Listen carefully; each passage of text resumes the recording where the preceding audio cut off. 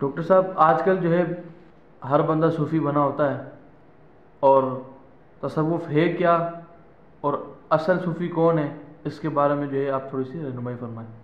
دیکھیں اس کے بارے میں جو ہے نا یہ موضوع بہت بڑا ہے، اور اس میں آپ ایک نشست کے اندر یا 5 منٹ کی ویڈیو میں آپ اس بات کو پوری طرح نہیں سمجھا سکتے، ٹھیک ہے نا۔ 5 منٹ کی ویڈیو میں اس بات کو پوری طرح آپ کو نہیں سمجھا سکتا۔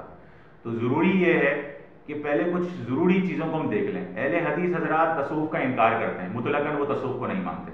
دیوبند حضرات مانتے ہیں، اور ان کے جو بزرگان دین تھے ان میں تصوف موجود تھا، جیسے کہ حاجی امداد اللہ مہاجر مکی صاحب، ٹھیک ہے نا۔ اس کے علاوہ بھی آج بھی ان کے اندر تصوف پایا جاتا ہے دیوبند حضرات میں۔ بریلوی حضرات میں تو تصوف بہت ہی زیادہ ہے، تو اس پر تو بتانے کی کوئی ضرورت نہیں ہے۔ تو کہنے کا مطلب یہ ہے کہ تصوف کی چند باتوں کو ذہن میں رکھ لیں، چند اصولی، چند آپ نقطوں کو، چند نکات کو، یہ چند اصول ہیں ان کو ذہن میں رکھ لیں، اور یہی تصوف اصل میں ریئل تصوف ہے۔ اور اصل میں اس کے بعد تصوف میں کچھ چیزیں تشریحات میں اختلاف بھی کر گئی ہیں، کچھ چیزیں اس کے اندر بنیادی بن گئی آگے چل کے، کچھ چیزوں کا عوام الناس میں اس قدر چرچا ہوا کہ لوگوں نے تصوف اسی کو سمجھ لیا۔ لیکن مین تصوف جو تھا نا وہ ان 3 باتوں پر ٹکا ہوا تھا، جو میں اصول اس کو کہہ لیں، ضابطہ کہہ لیں، میں آپ کے سامنے بیان کر دیتا ہوں، ٹھیک ہے نا۔ جو حضور علیہ الصلوۃ والسلام، صحابہ، تابعین، تبع تابعین اور ہم تک پہنچا، وہ مین اصولی تصوف کیا تھا وہ ذرا اس کو سمجھ لیں۔ تصوف کی پہلی جو اصول ہے یا اس کا جو نقطہ ہے، پہلا جو نکات ہے وہ یہ ہے بھائی کہ آپ نے حضور علیہ الصلوۃ والسلام کی اتباع کرنی ہے۔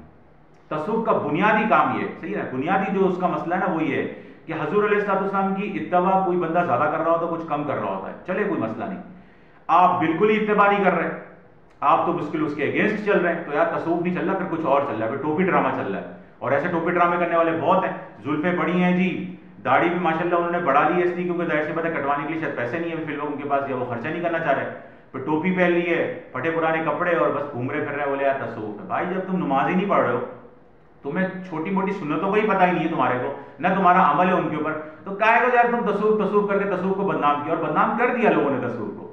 تو پہلی تصوف کی مین چیز ہے حضور علیہ الصلوۃ والسلام کی اتباع کرنا۔ اب اسی میں عقیدہ بھی آ جاتا ہے، اسی کے اندر آپ کی زندگی کے روزمرہ کے اعمال بھی آ جاتے ہیں۔ کوئی بندہ پرفیکٹ نہیں ہوتا بھائی، لیکن جو جتنا حضور کی اتباع میں آگے ہوگا، سمجھو اس نے پہلی شک اور پہلی شرط پوری کر لی تصوف کی، ٹھیک ہے۔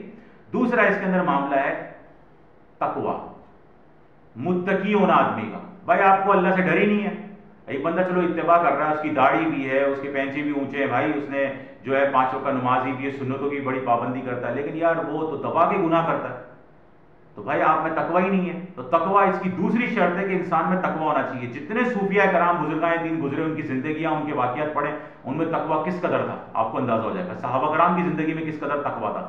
تقوی اس کی دوسری شرط ہے کہ آپ میں تقوی بھی ہونا چاہیے، اللہ سے ڈرنا۔ تقوی کا مطلب کیا ہے، متقی ہونے کا مطلب کیا ہے، اللہ سے ڈرنے والے، بار بار قرآن میں اللہ تعالیٰ کہہ رہا ہے کہ مجھ سے ڈرو، تو بندہ اللہ سے ڈرے، چھوٹا گناہ بھی ہو جائے تو ڈرے، بڑا گناہ ہو جائے تب بھی ڈرے، اللہ سے، اللہ کے حضور توبہ بار بار کرے، استغفار پڑھے۔ یہ سب کیوں ہے؟ حضور علیہ الصلوۃ والسلام جب دنیا سے رخصت ہونے لگے نا، تو آپ نے استغفار کی اور توبہ کی کثرت کر دی، جو کہ آپ کو اذا جاء کی تفسیر میں مختلف تفاسیر کی کتب میں مل جائے گا، اور وہاں حکم بھی دیا جا رہا ہے۔ تو آپ نے استغفار اور توبہ کی کثرت شروع کر دی دنیا سے جانے سے کچھ ٹائم پہلے۔ تو بھائی دیکھو حضور علیہ الصلوۃ والسلام بخشے آئے تھے، پھر بھی آپ استغفار اور توبہ کر رہے تھے۔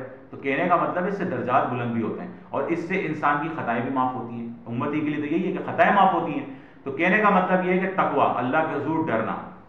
تیسری اور فائنل چیز یہ ہے کہ بھائی تصوف میں یہ ہے زہد، کثرت سے عبادت۔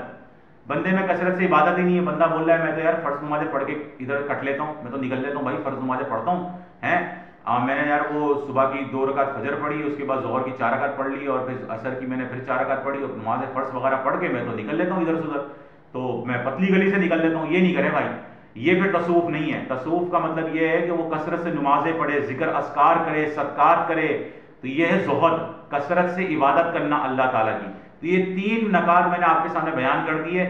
اس تصوف کا انکار اہل حدیث بھی نہیں کرے گا، اور اہل حدیث کے جو بزرگ ہیں جن کو یہ مانتے ہیں بہت زیادہ، شیخ ابن تیمیہ اور شیخ ابن قیم، یہ دونوں بھی تصوف کے ماننے والے تھے، ٹھیک ہے نا، اور یہ دونوں نے تصوف پہ کام بھی کیا، اور انہوں نے باقاعدہ اس پر تصنیف کی ہے، اس پر لکھا ہے انہوں نے تصوف کے موضوع کے اوپر، یہ تصوف ماننے والے لوگوں میں سے تھے۔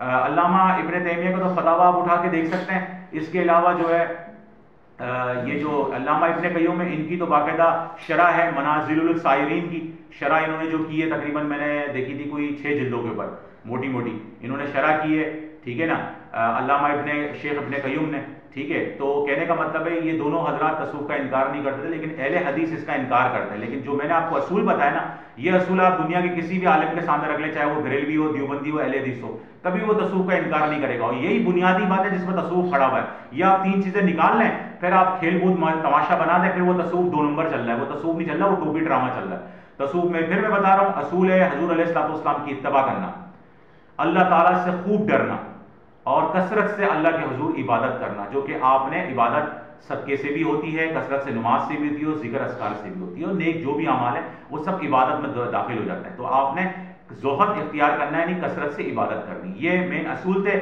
میں نے کہا کہ اس کا تعارف ہونا چاہیے کہ عوام اگر یہ چیز کوئی بھی شخص کرتا ہے آج کے دور میں تو وہ تصوف سے بہت زیادہ مضبوط طریقے سے جڑا ہوا ہے، وہ تصوف اس پر طاری ہے، وہ صوفی ہے. اگر وہ ان 3 چیزوں پہ آج کے دور میں بندہ اگر عمل کر رہا ہے نا، بہت اچھی طرح عمل کر رہا ہے، سمجھ لے سر وہ تو صوفی ہے. ریئل صوفی تو وہی گھوم رہا ہے. اس کو چھوڑ دے زلفے والوں کو، اس کو آپ جا کے چیک کرو گے نا ان 3 شرطوں پہ، تو بامشکل اس میں سے ایک شرط نکل جائے، بہت بڑی بات ہے اس بندے میں.